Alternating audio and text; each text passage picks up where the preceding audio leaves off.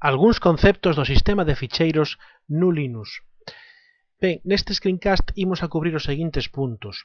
En primeiro lugar, imos a facer unha comparativa rápida do sistema de ficheiros no Linux fronte ao sistema de ficheiros Windows no que respecta ao concepto das raíces do sistema de ficheiros, que pode haber varias nun sistema Windows, fronte a unha única raíz en Linux.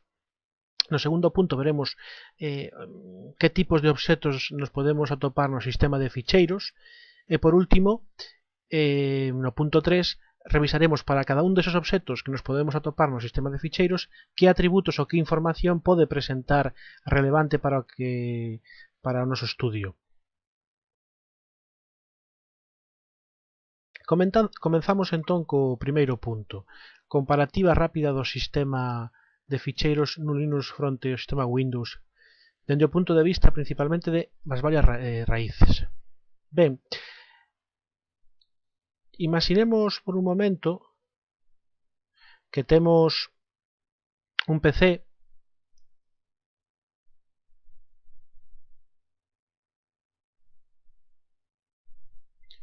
que representamos aquí con este gráfico, un PC, e este PC ten instalado un disco duro con tecnoloxía SATA. Este disco duro ten un par de particións, ademais ten outro disco duro de tecnoloxía SCSI, tamén con dúas particións, por exemplo, e ademais o PC tamén ten unha unidade de lectora de DVDs.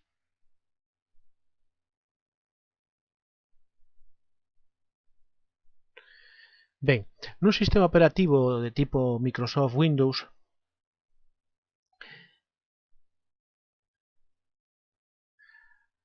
poderían aparecer cada unha destas particións e unidade de DVDs como un volumen distinto, con unha letra de raíz de sistema de ficheiros distinta a cada un deles.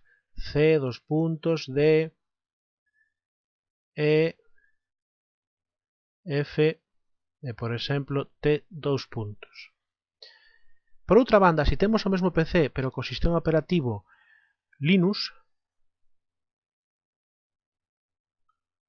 non existe o concepto de varias unidades raíz, senón que o sistema de ficheiros sempre ten unha única raíz que é barra, o directorio barra, e despois dentro deste directorio teríamos varios directorios como home, barra usr, barra var, barra etc, barra bin, barra boot, etc. Desde un punto de vista dun sistema operativo no Linux, por exemplo, barra home, que contén os datos dos usuarios, podría estar guardado no volumen C. Barra usr podría estar nunha partición D. Barra var podría estar almacenada en outra partición, barra tc podría estar tamén nesa partición. Insisto en que non existen en Linux as letras D2 ni C2, sino que queremos decir é que se este mesmo hardware estivera nun sistema Linux, pois accederíamos aos distintos dispositivos de xeito transparente, sin darnos conta de que estamos accedendo a un outro, como parte dun mesmo sistema de ficheiros que comeza con barra. Barra bin podería estar tamén en D, barra boot F, e a unidade de DVDs podería estar no directorio barra media barra DVD. Ademais, no sistema operativo no Linux, nun sistema de directorios, non se accede únicamente a elementos almacenados en unidades de almacenamiento de tipo discos duros ou DVDs, sino que permite acceder a outro tipo de elementos. En concreto, temos o directorio barra proc que ten unha característica especial e cando accedemos a calquera elemento, a calquera ficheiro de barra proc, en realidade o que estamos facendo é acceder a un espacio da memoria RAM do kernel, do sistema operativo. É dicir, o kernel exporta ou fai accesibles unha serie de variables súas de información de configuración, información de estado de dispositivos, etc., como ficheiros e os pon a disposición do usuario de outros procesos dentro, formando parte do propio sistema de ficheiros. Pero cando accedemos a calquera elemento de barra proc, en realidad estamos accediendo á memoria RAM e non accediendo a un dispositivo de almacenamiento físico tipo disco duro. Por outra banda, tamén temos o directorio especial barra dev, de inglés devices, dispositivos. Este directorio tamén é especial porque o que nos atopamos dentro del son os elementos que non son directorios serían dispositivos físicos hardware de tipo discos duros ou dispositivos de tipo carácter como portoserie, teclado, etc. Ben, estas serían as ideas principais con respecto ao sistema de ficheiros de GNU Linux. En concreto, o que veremos a partir de agora é que dentro deste sistema de ficheiros hai toda unha serie de obxectos, directorios, ficheiros, dispositivos hardware, espacios de memoria RAM, etc. E cada un desos obxectos ten unha serie de información, atributos, entre eles estarían os permisos, que é realmente o tema principal desta secuencia de screencasts. Pasamos agora, unha vez cuberto o primeiro punto, pasamos agora ao segundo punto, obxectos dese sistema de ficheiros. E veremos algún exemplo. Ben, pois comenzamos.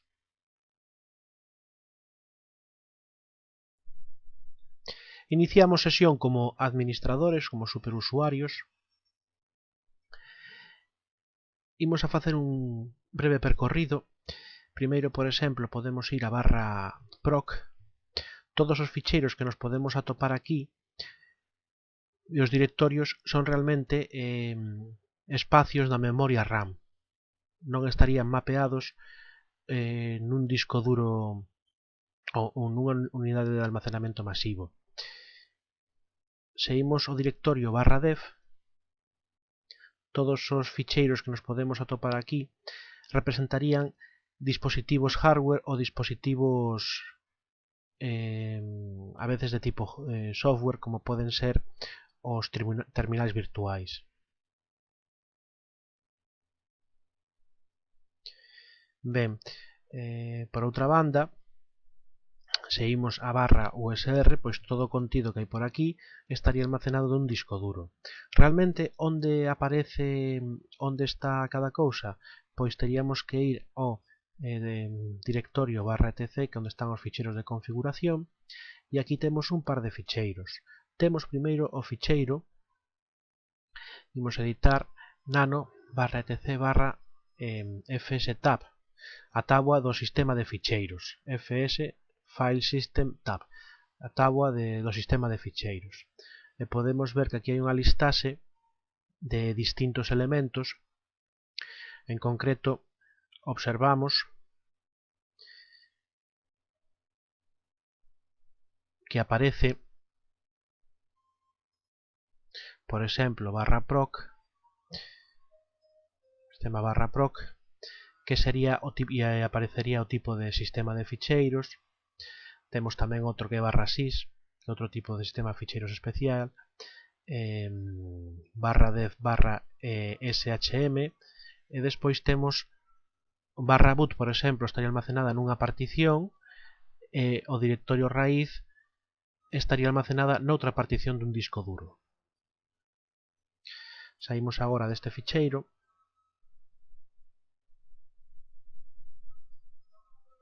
Sen guardar ningún tipo de cambio, por suposto. E agora tamén podemos botar un vistazo, por exemplo, con cat mtab, que sería, neste caso, mtab significa a táboa de montaxe, que indica todos os sistemas que están montados actualmente. Podemos observar, por exemplo,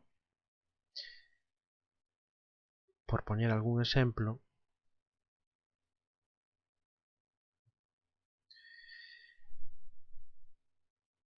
que /boot, que onde están o kernel, o init ramdisk, por exemplo, os ficheiros de arranque os ficheiros, por exemplo, del grupo, ficheiro de configuración, etc., está montado na primeira SDA1. Isto representaría unha partición do disco duro real, SDA1, porque en Linux se representan os discos duros, comezan por SDA, se son de tipo SATA ou SCSI. Se son de tipo IDE, pois comenzarían con HD. Ben, e así sucesivamente hai toda unha serie de sistemas de ficheiros que se montan de distinto tipo. Eso sería todo sobre este punto. Ben, por último, unha vez visto o primeiro punto e o segundo, imos a cubrir o terceiro punto, no que veremos que para cada obxecto do sistema de ficheiros, o sistema almacena unha serie de información que se chama atributos, entre os que se encontran o propietario dese ficheiro, o obxecto, o grupo principal dese obxecto, permisos, marcas de tempo, inodos, ligazóns duras, o hard links, e o tamaño, por exemplo. Ben, pois vamos a revisar esos atributos.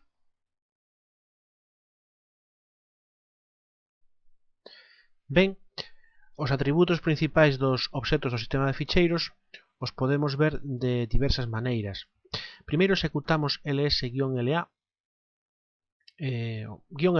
mellor ls-l. Ben, temos unha listaxe de todos os directorios e ficheiros non ocultos do directorio actual, directorio home do administrador ou superusuario root. Vamos a explicar un pouco a información que aparece aí.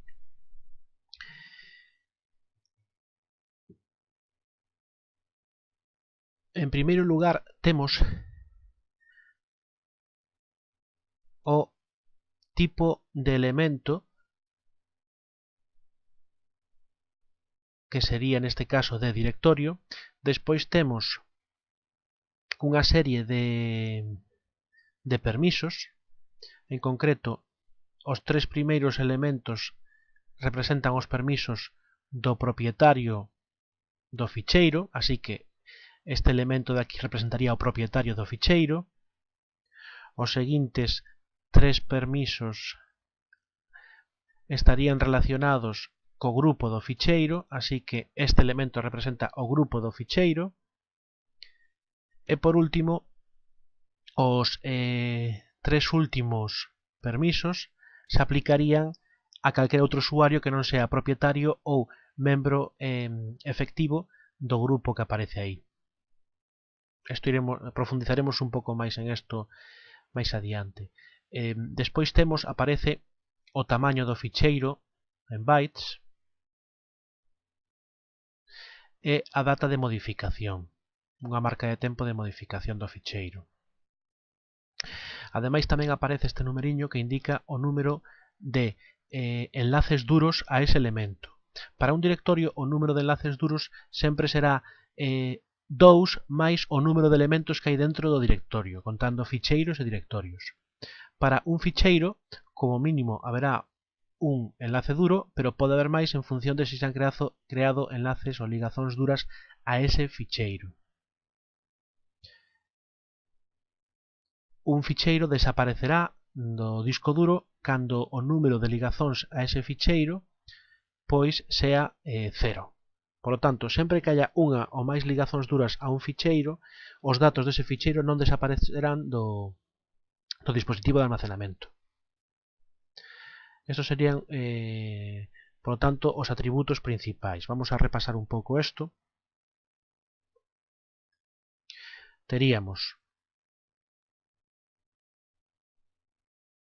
en primeiro lugar, tipo de elemento, tipo de obxecto do sistema de ficheiros, despois os permisos que se aplicarían ao propietario, o grupo do ficheiro e por último calquera outro, o número de ligazóns duras a ese elemento. Recordemos que para os directorios sempre será 2 máis o número de elementos que aparecen no directorio.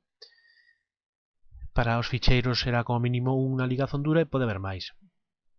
O tamaño do ficheiro e por último a data de modificación. Ben, tamén temos outro tipo de atributos que veremos, por exemplo, co comando stat. Vimos a executar stat, por exemplo, collemos o ficheiro anaconda-ks.cfg. Aquí aparece unha serie de información que vamos a tratar de explicar os elementos principais. Podemos observar que o tamaño do ficheiro coincide co tamaño que aparece aquí. O sea que esta información tamén nos la aporta o comando ls. Despois teríamos tamén información dos bloques que ocupan o disco duro. Teríamos o tipo de ficheiro de elemento que é do sistema de obxectos, un ficheiro regular. Despois aquí aparece o dispositivo onde está almacenado o ficheiro, que sería con un código hexadecimal e decimal. Cada dispositivo hardware pues tenga asignado un código distinto e este sería o código do dispositivo hardware que tenga asignado, que tenga almacenado ese elemento. O número de inodo do obxecto, cada un dos obxectos do sistema de ficheiros almacena, ten asignado ou relacionado un inodo que é onde se almacena a información dese obxecto. Cada inodo ten un número distinto asignado. Número de ligazóns duras, que coincide con este elemento de aquí. Despois aparecen os permisos en formato octal e en formato de tipo ls.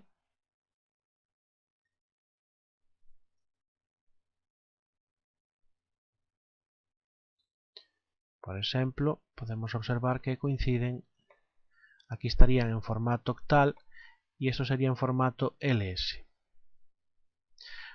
O UID, o identificador do usuario, é o identificador do propietario. Coincide, polo tanto, co campo propietario.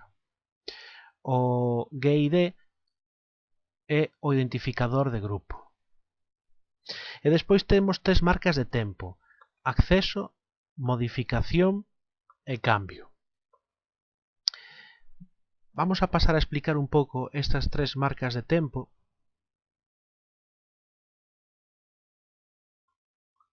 Para comprender o tema das marcas de tempo, imos facer un pequeno exercicio.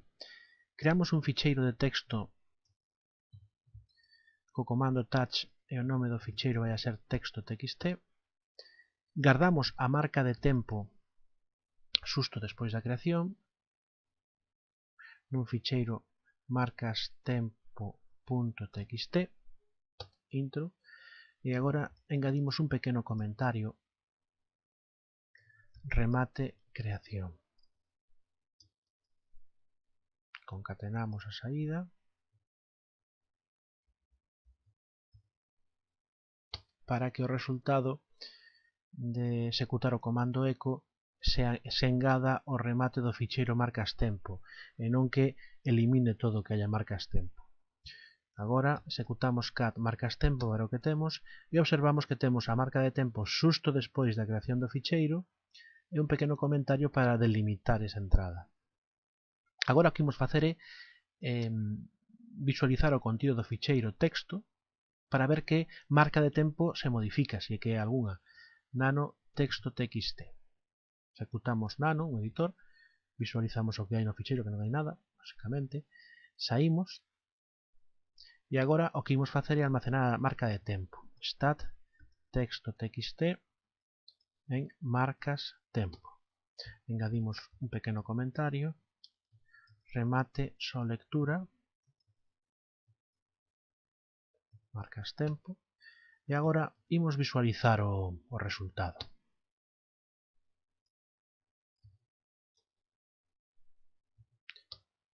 Ben, que podemos observar aquí? Podemos observar que a única marca de tempo que sufre modificación despois da lectura, de únicamente lectura do ficheiro, é a marca de acceso. Podemos observar que inicialmente eran 18 horas 49 minutos e que agora son 18 horas 50 minutos. O resto das marcas non han sufrido modificación algunha. Ben, agora o que imos facer é escribir no ficheiro. Para isto, por exemplo, abrimos un editor nano texto.txt, escribimos hola e guardamos os cambios. Guardamos a marca de tempo,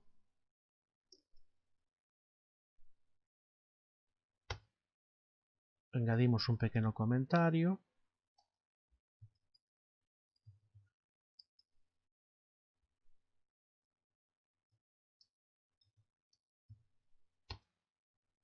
e agora observamos os resultados.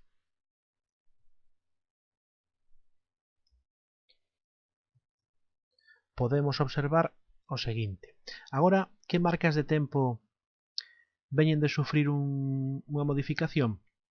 Podemos observar que a marca de tempo de acceso, que indica se accedeu para ler o ficheiro, non se modifica. Pero sí que accedimos para ler o ficheiro, por lo tanto, xa podemos deducir que a marca de tempo de acceso indica que se accedeu únicamente en modo lectura, pero non en modo lectura-escritura. Non sufre modificación algunha. Pero e as outras marcas? Podemos observar que as outras dúas marcas, modificación e cambio, reflicten exactamente o mesmo cambio. Por lo tanto, han cambiado as dúas marcas de tempo pola mesma magnitude. Ben, agora o que imos facer é ver outro exercicio final para ver cal é a diferencia entre modificación e cambio. Ben, agora o que facemos é cambiar os permisos do ficheiro. Por exemplo, simplemente co comando chmod cambiamos para todos os que non sean o propietario e o grupo do ficheiro, que representamos con letra minúscula O, quitámoslle lectura, escritura e execución. Notemos o nome do ficheiro, executamos. Agora guardamos a marca de tempo, engadimos un comentario,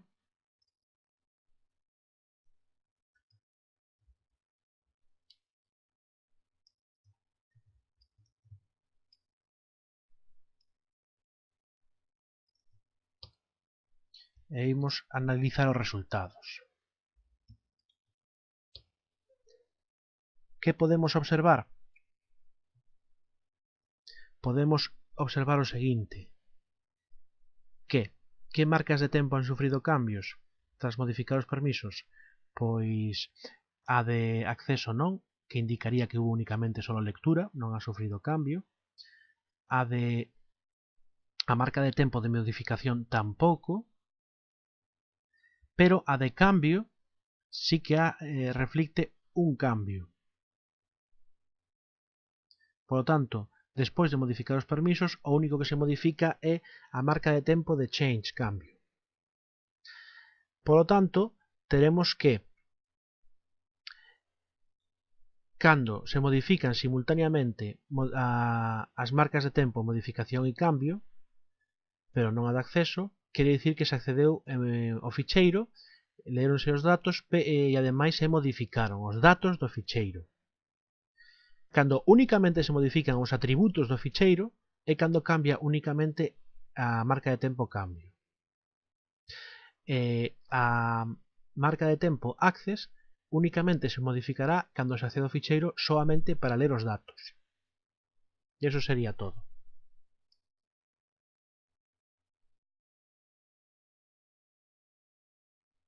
Ben, hemos cuberto toda unha serie de información neste screencast. Primeiro, fixemos unha rápida comparativa entre aspectos relevantes con respecto a este screencast do sistema de ficheiros no Linux comparado co sistema Windows.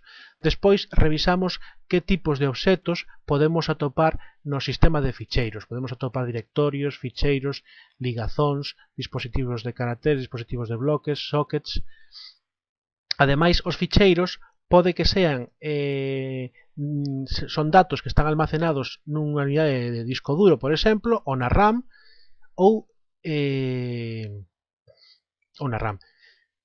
Por último, revisamos que para cada un dos obxetos que hai no sistema de ficheiros se almacena unha serie de información, os atributos, entre ellos propietarios, grupo, permiso, marcas de tempo, inodos, ligazóns duras e tamaño.